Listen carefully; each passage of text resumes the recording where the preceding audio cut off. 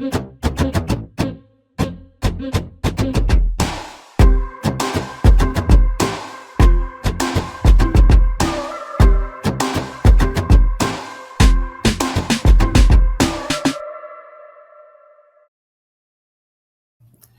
everyone, my name is Lyra Correas and I'm the founder and owner of Luna & Co. Digital Advertising Agency. So for today, I'm gonna tackle about how to get your client in 14 days. So we're going to plan your whole 14 days so you can get your first paying client. Our training agenda first is having the right mindset. So, the right mindset to be a successful Facebook ad strategist. Second day would be win your chosen market. How to wow your market and stand out from the rest. Third day, asking the right questions. Get the answers you needed by asking the right questions.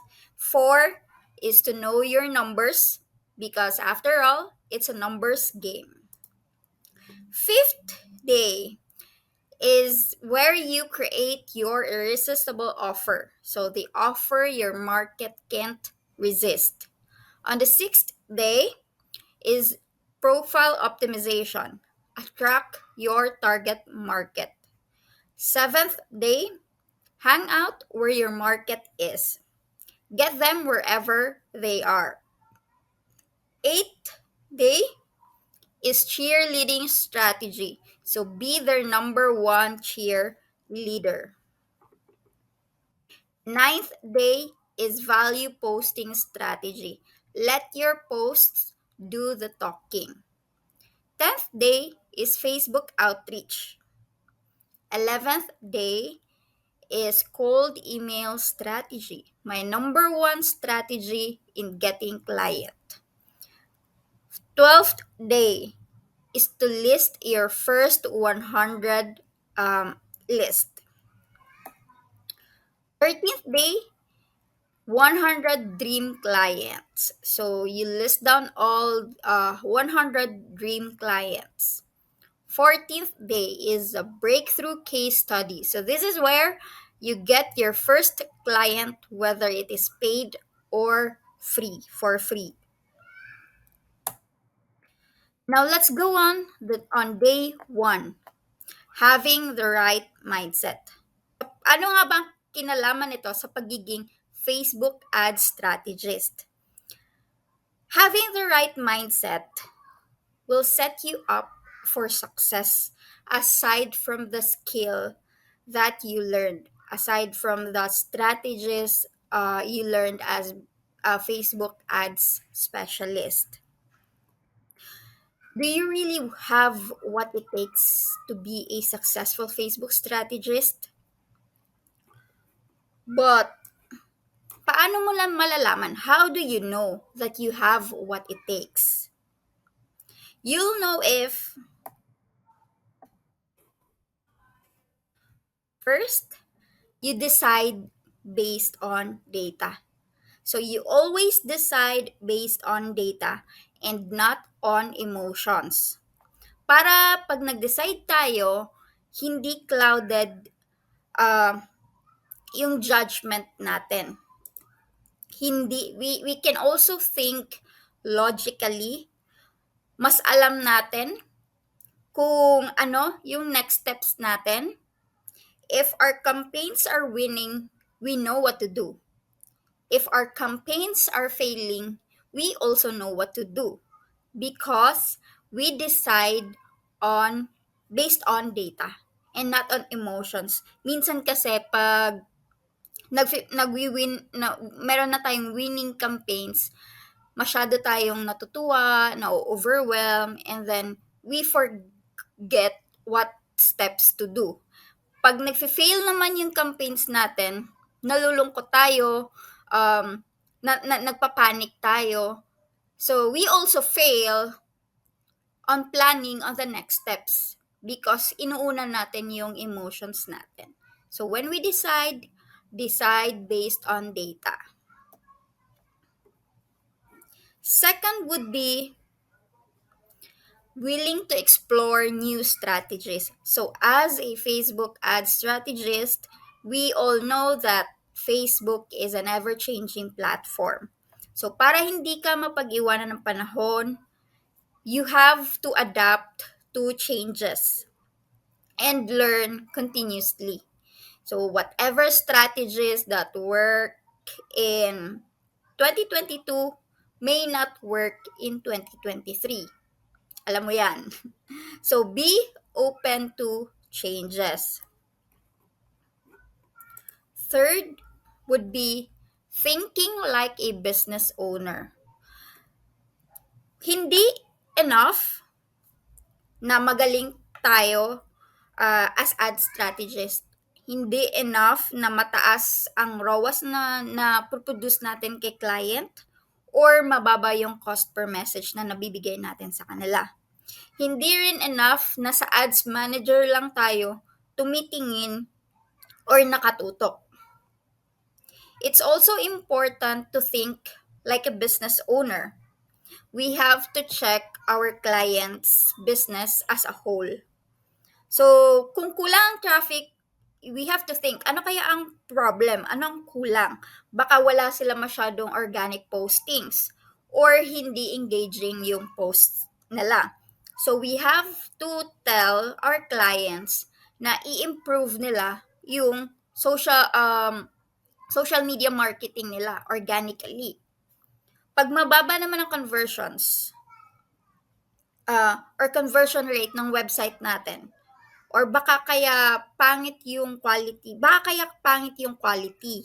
of traffic na dala ng ads natin, or mahina lang yung landing page. So we have to think um, ng both. We have to think both. Hindi lang because mababa yung cost per message natin or yung mababa yung cost per landing page view natin, meaning we already have a good quality of traffic.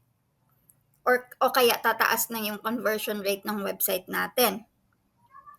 We also have to think, okay na ba sila sa 3 times ROAS? Profitable na ba sila doon? Or kailangan nahi-hit din natin ang target per cost per acquisition. So, that way, hindi lang tayo strategist, hindi lang tayo ad strategist. We also learn how a business works, or we also learn how to think like a business owner. Fourth is patient. So sabi nga nila, 'di ba, patience is a virtue. It's an old saying but still it's gold. Be patient enough to give your campaigns time to get data. Huwag tayong masyadong magpadali. But be ready also, be ready enough to have a timeline when you're testing campaigns. Kung kailan mo sila papatayin yung campaigns mo or kailan mo sila i-optimize. For example, ang timeline ko is within 3 days kailangan meron na akong ma-optimize na campaigns or ma-kill na campaigns. Lastly, fifth is believing you are worth the investment. So if you want to charge 100,000 pesos per project, then you have to believe first na kailangan ka nila. Na you are worth every penny, you are worth the investment.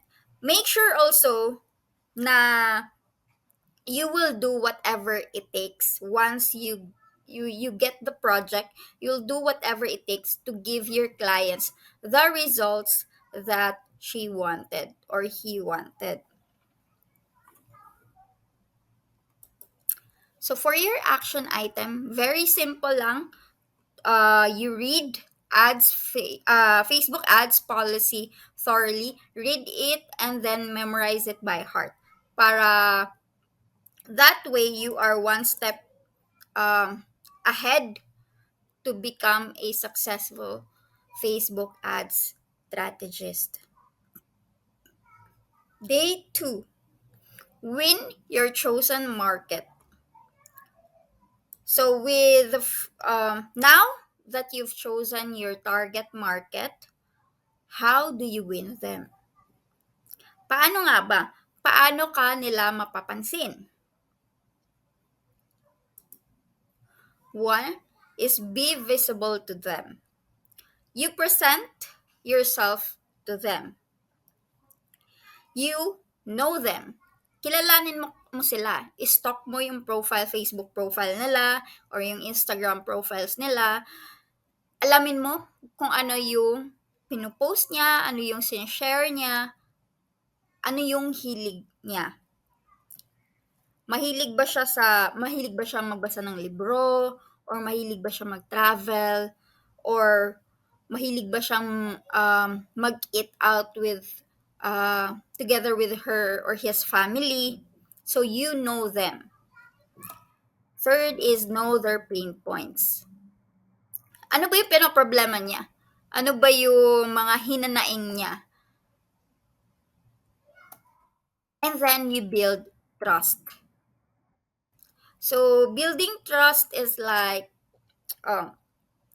liking her post, commenting on her post, or messaging him or her congratulations or have a nice day, something like that.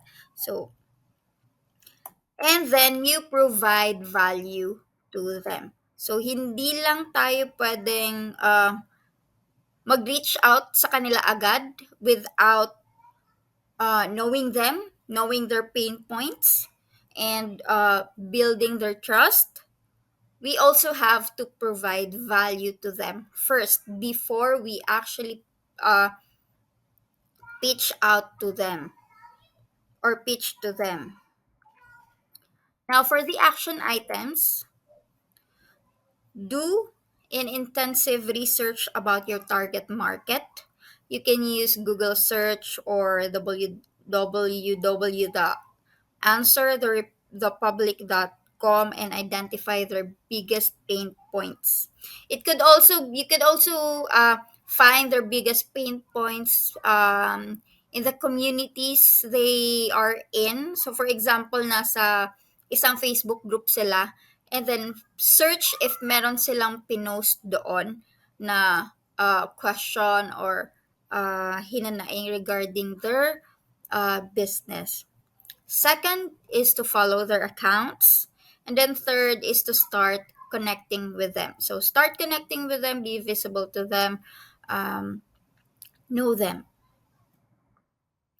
Day 3, asking the right questions. So the right questions will help them realize, or will help your prospects realize that they have a big problem and that they need you to solve that problem. So, asking the right questions also gives you clarity whether you can help them or not. So, hindi lang tayo basta-basta tumatanggap ng mga clients. We also have to qualify them. We also have to assess if kaya ba natin silang tulungan or hindi. So, these are samples of questions to ask as a Facebook ads strategist. So, these are our 5 most important questions. Have you run ads before? If they said yes, kumusta naman yung results nila? Because this question, nagigauge natin whether it's an execution problem sa ads or sa strategy problem, or it's a problem on their products or something else pa. It could be their landing page pala, 'di ba? Hindi lang sa ads nila. Second would be, do you use user-generated contents? If wala pa sila nun, are they willing to invest on this? We all know naman that using UGC is very important sa strategy natin. UGCs could be, we could get it from your own customers. So, pwedeng sa kanila galing. We could also get it from influencers and also mga content creators who are willing to collaborate with their brand or their products. Third is, what's your conversion rate? Ano ba yung conversion rate nila? Whether it's a website conversion rate or messaging conversion rate, you have to know it. You want to give your client, you want your client to give them the best results possible, 'di ba? So you also have to set yourself up for success by having the right assets. Kasi kung ang conversion rate nila is 1%, naghihingalo, o kaya less than 1%, tapos you've done everything on your end sa ads mo, hindi pa rin siya nag-work. O kaya na-audit mo yung existing ads nila and then okay naman. Konting optimization lang. And you believe na ano na pala. So, you also have to check that. Third is also yung ads na ginagamit natin, yung creatives. Is it stop scrolling? Yung hook ba natin is nakaka-hook ba talaga ng audience? So we also have to check what affects the conversion rate as a whole. Hindi lang yung sa website, hindi lang yung sa Messenger. Kasi sa Messenger, parang dalawa lang yan. It could be their sales team or yung ads mo mismo. Fourth question is, do you have a sales team ready? For example, tatanungin mo lang to if they're using Messenger campaigns, if wala pa silang website. So, if they don't have, you have to ask, sino ang sasagot ng inquiries na ibabato mo? Kasi the inquiries will flow or will come 24/7. Kaya ba nilang i-accommodate yung inquiries na ibabato mo? Kasi if hindi, sayang lang.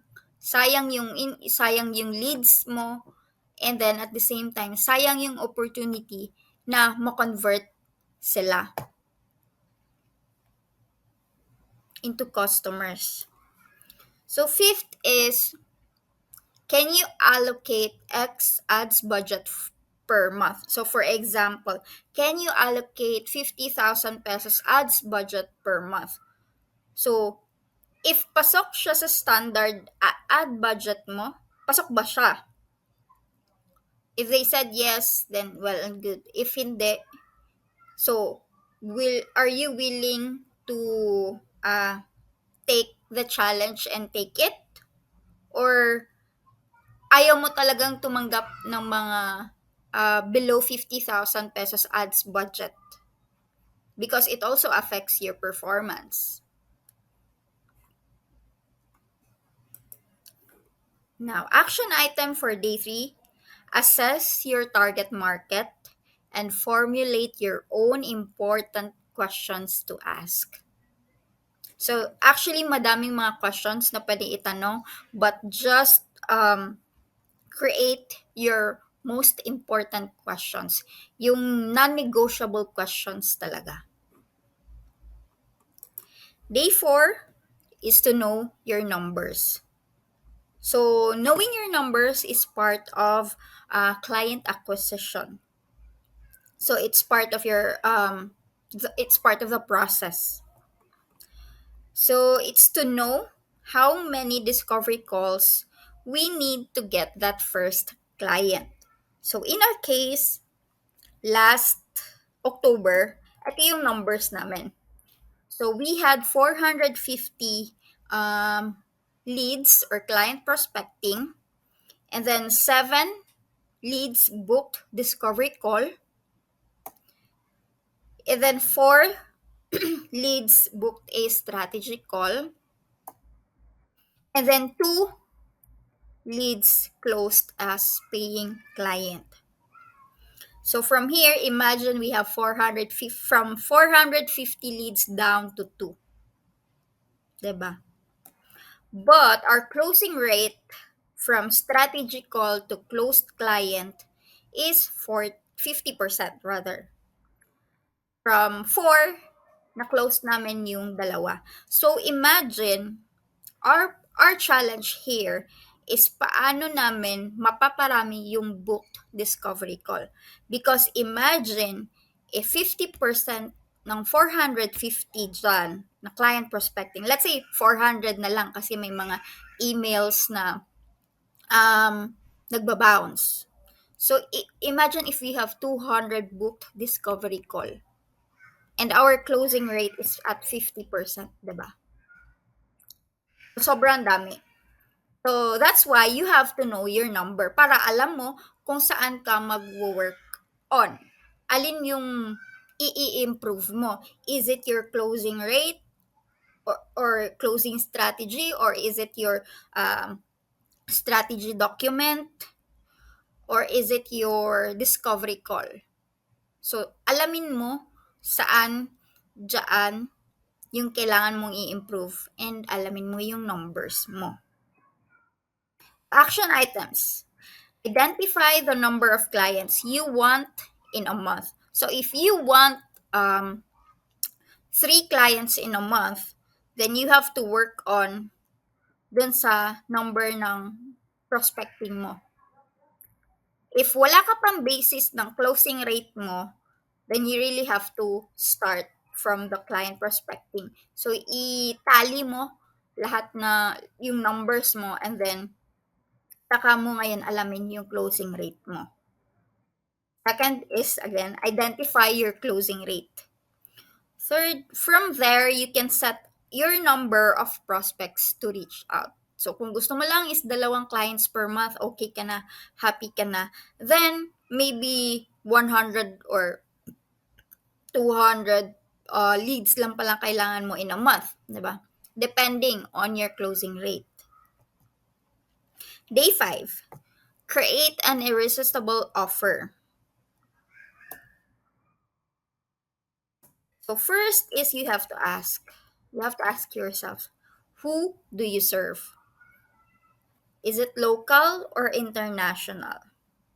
Coaches ba? Financial advisors? Real estate agents or developer? Or e-commerce? Is it service-based or product-based? So yan, yung first thing na dapat mong alamin. Second, what problem are you trying to solve? Is it leads? Pangit ba yung leads na nakukuha nila? Or masyadong mataas ang cost per leads nila? Is it ROAS? Mababa ba yung ROAS nila? Or cost per acquisition? Mataas ba yung cost per acquisition nila? So you have to identify then. Third, how can you help them? So dito na papasok or dito mo na ipoposition yung skill mo, which is Facebook advertising. Now, craft for the action items, craft your irresistible offer, and then share your offer in the comment sections. So how to create your irresistible offer? So this is our format.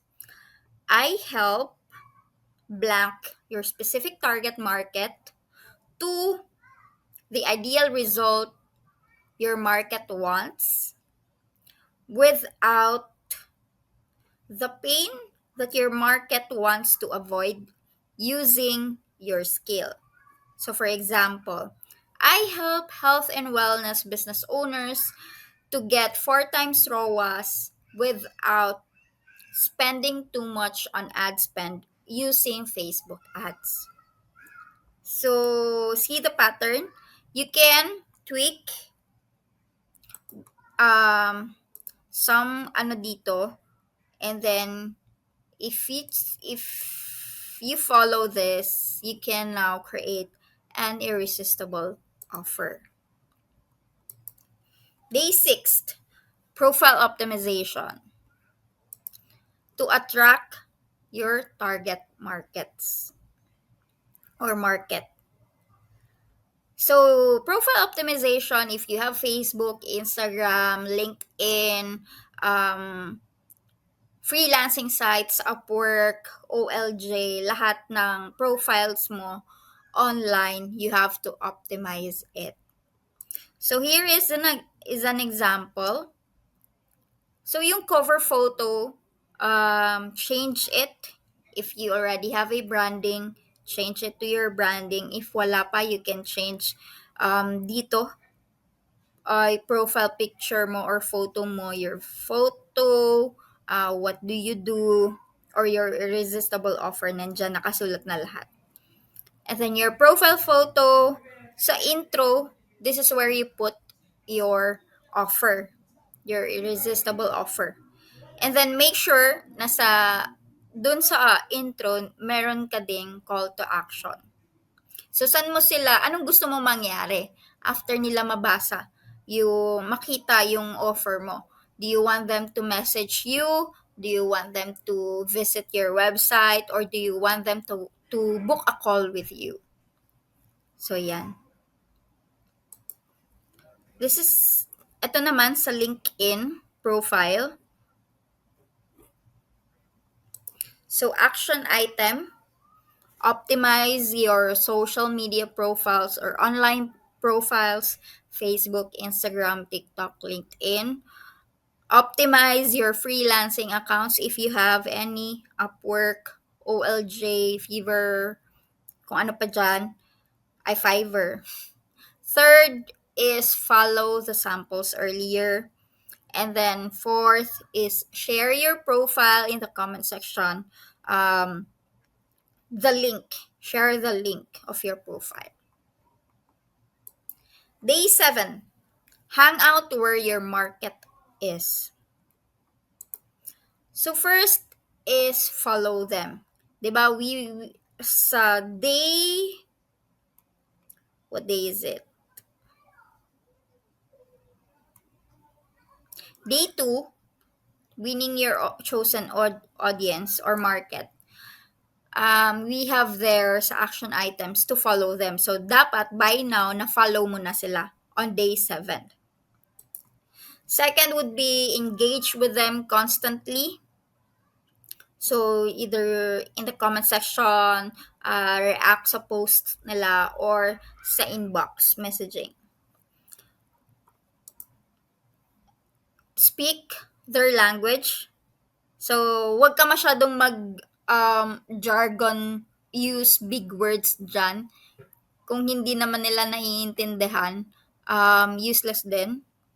So, this is papasok ito if you post something, or if you do value posting, or if you comment on their post. It's also nice to join their communities. Kasi you have one target market, no?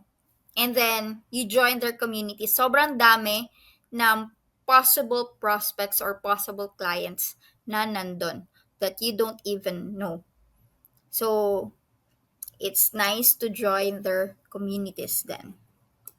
Action items, join 1 to 2 communities daily with your target market in it. Check out their posts and engage with them constantly.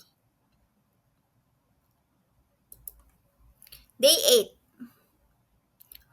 cheerleading strategy. So what is cheerleading strategy? Cheerleading strategy is basically being their number one cheerleader. So for example, here in this post, nag-post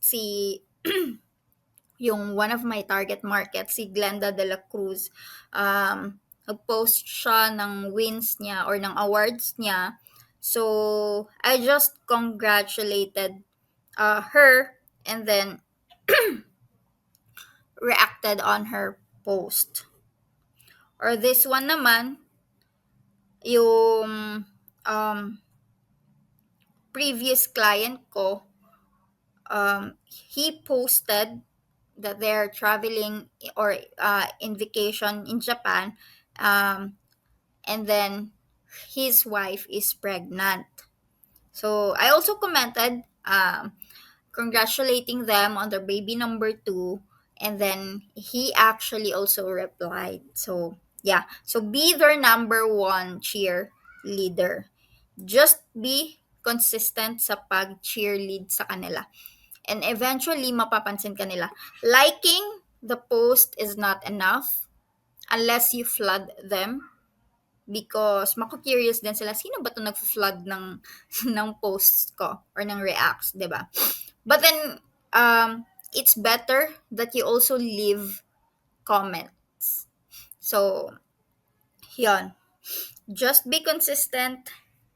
And then for the action items, choose 1 to 2 communities you want to focus on. And then comment down or react on the recent posts. Day 9, value posting strategy. So, value posting strategy is where you get inbound leads. So, ano ba yung ipo-post mo? Or ano ba yung ipo-post ko? Ano ba yung value posting?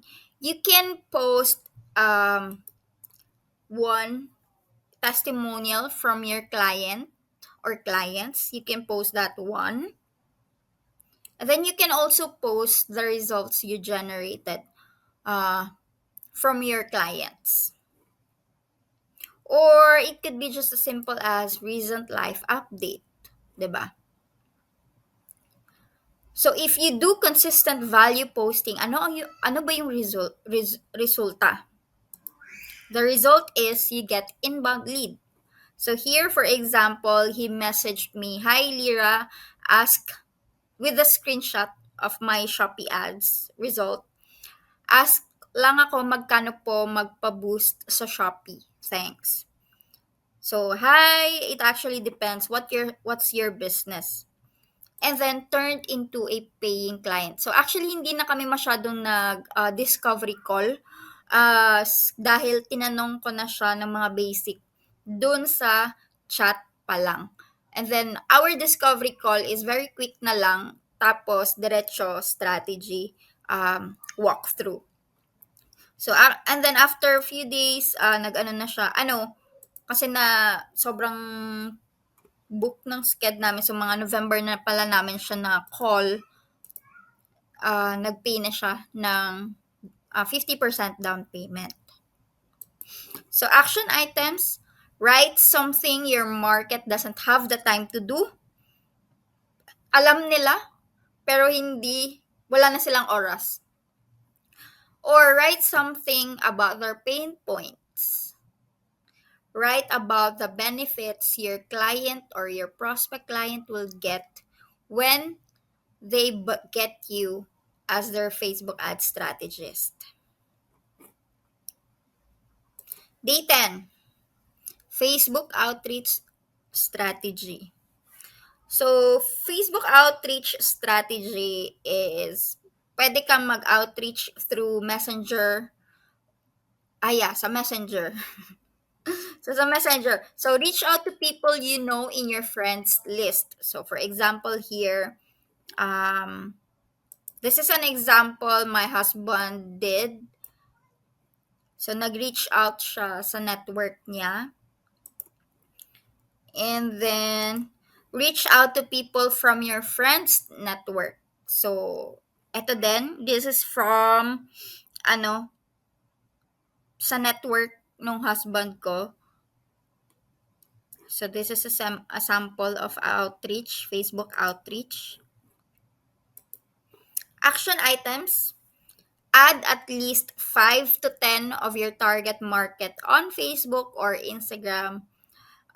Reach out to or even LinkedIn. Second is reach out to at least 1 to 2 people a day within your network. You can use the same message template.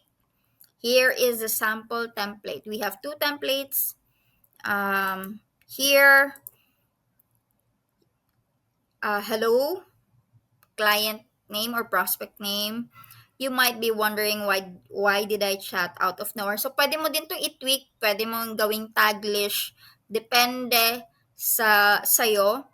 And then you see I'm taking my chances to see if you know someone that will benefit with my services. So you have i-tweak mo lang then that it may not sound like a robot, na ikaw pa rin yung nag-aano even if it's a template. So I'm on a mission to help target market scale the revenue through your service or skill. May kilala ka ba? Leads will be highly appreciated. Thank you. So sample number 2. Hi, quick question. Do you know someone in the, for example, e-commerce industry? You see, I'm taking my business into another level and I'm planning to, which is your offer. So I was wondering if you know someone that could use my help. It would be highly appreciated. So yan. So action items, third, kasi mayroon pala tayong 2 kanina. Third action item is compose your outreach message. And then fourth is send it to at least 3 to 5 people a day within your network.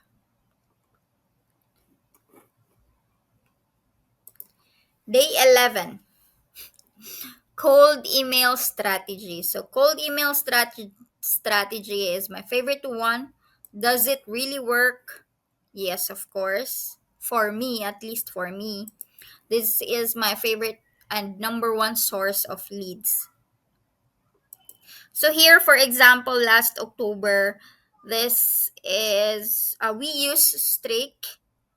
So from discovery call, from lead to follow up case study to discovery call to strategy call to waiting for decision, closed client, closed one.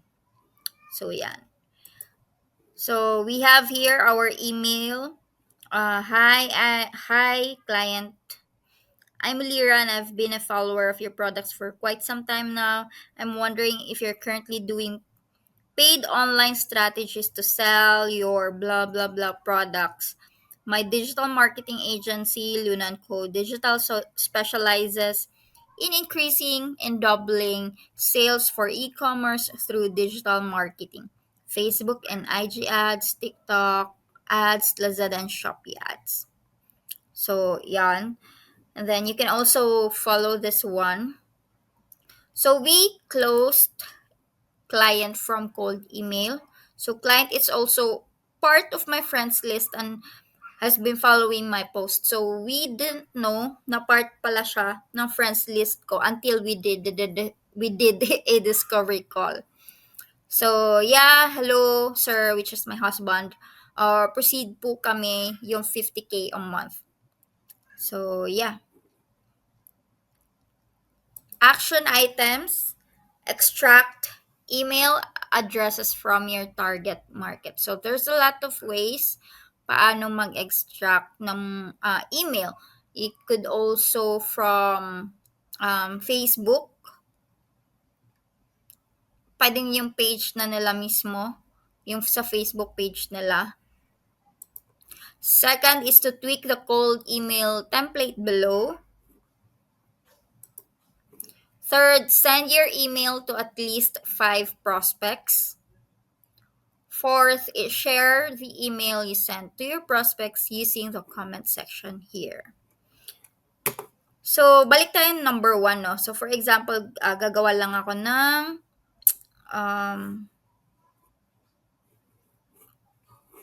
wait. Never mind. Cut na lang, please. Thank you. Day 12. First 100 list. So, 100 list, if you think of it, is a lot, diba? Saan ba ako kukuha ng 100 prospects name? You could start in your inner circle actually. It could be the relatives you know with businesses or your close friends or someone they know, 'di ba? You could reach out to your close friends. Uy, may kilala ka ba? Ganto ganyan. Pwede yan. Third is from the community you're in. So, are you part of a community? Are you part of some groups? Like, for example, sa barangay nyo, sa um, mga BNI, mga ganung communities, whatever communities you have. Former classmates or colleagues. Pwede din from other service providers. Like, for example, a Shopify developer. Pwede silang mag-offer, I mean, hindi sila nag-o-offer ng Facebook ads. So, pwede mo silang i-partner if your target market is e-commerce. Someone already in your network. Ayan. So, katulad nung kanina, yung na-close namin from cold email, nasa network ko na pala siya. But since we are heavy on cold email, hindi ko siya na-reach out through Facebook. So, action items. First is start crafting your first 100 list.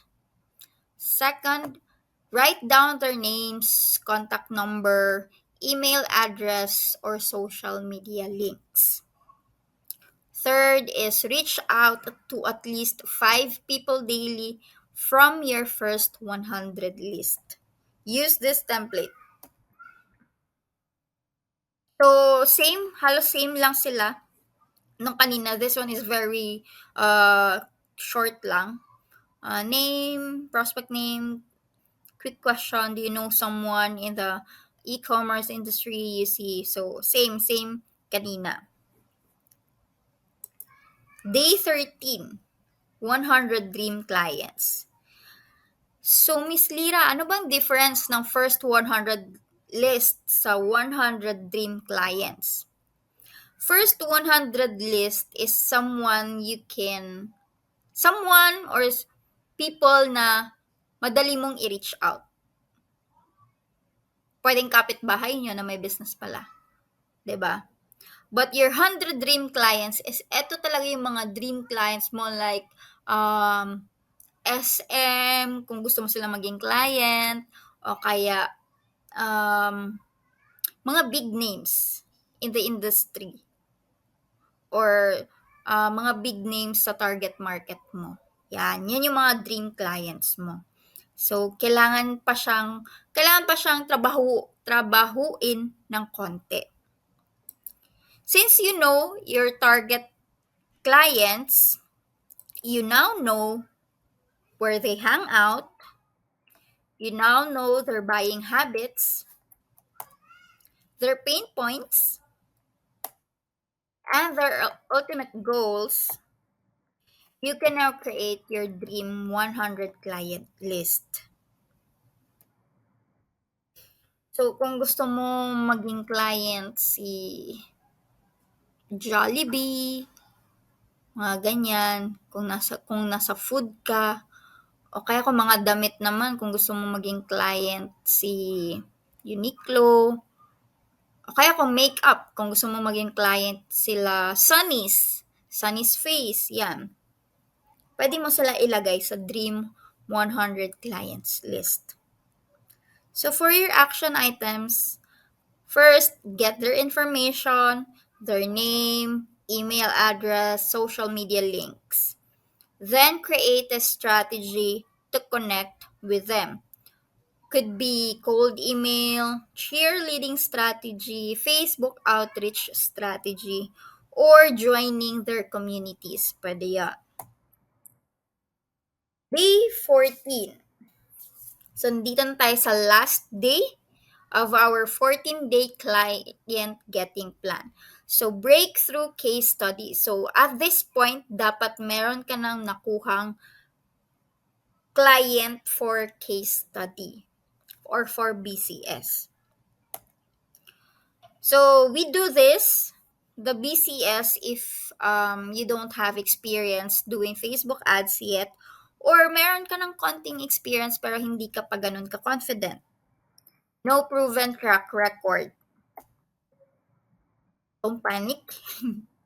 So, wag magpanic because pwede pa rin tayong maging Facebook ad strategist or pwede pa rin tayong mag-offer ng service or skill natin by doing BCS or breakthrough case study.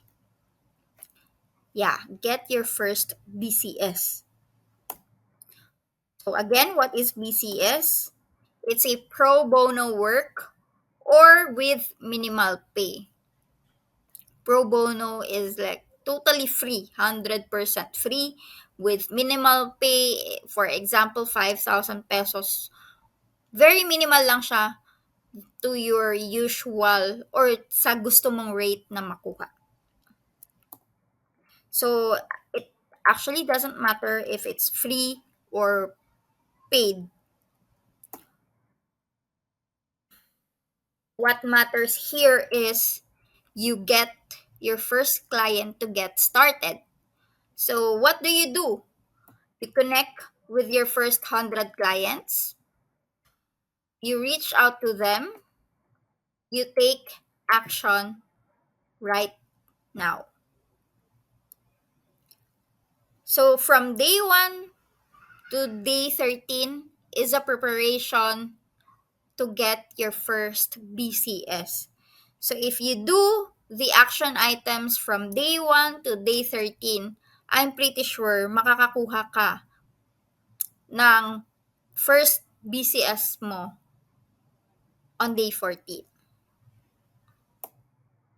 So checklist in getting your first BCS, you fixed your mindset, you chose your target market, you optimized your profile, you already have an irresistible offer, you reached out to your prospects, you did 1 to 2 value posting daily, you created your first 100 list, you sent a cold email, the sample cold email here. I know your, hey, prospect's name. I know you're busy, so I'll keep this quick. I'm looking for your target market that's willing to help me that's willing to let me help them get results for their business. I'll do this for free in exchange for a simple testimonial. If you are happy with the results I'll bring you. Is this something you'd be interested in? Just a quick yes or no would suffice. Warmly, your name. So, action items: post on your social media profiles, send a message within your network. Here's the sample message. Then you could also send a cold email. Everything from day 1 to day 2,